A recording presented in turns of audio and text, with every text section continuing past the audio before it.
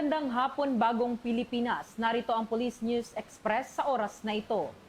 Kaugnay pa rin sa nagaganap na peaceful rally ngayong araw.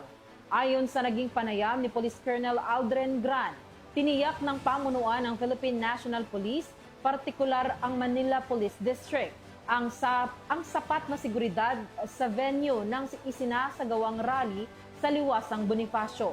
Narito ang kanyang naging buong panayam.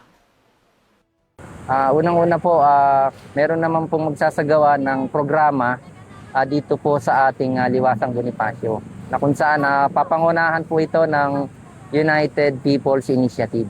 So ayon po sa aming impormasyon, sila po ay magsasagawa mula alas 2 ng hapon hanggang alas 11 ng gabi.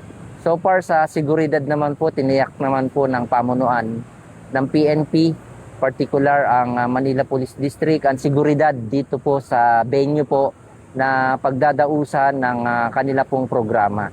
So may mga nakalatag na po tayong mga pulis para po sa seguridad sa gagawin pong programa mamayang hapon.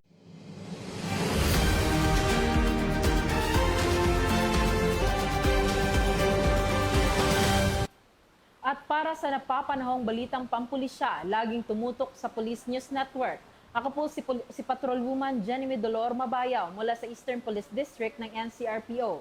Alagad ng batas, tagataguyod ng balitang pulis. Bagong PNP para sa Bagong Pilipinas. Serbisyong mabilis, tapat at nararamdaman.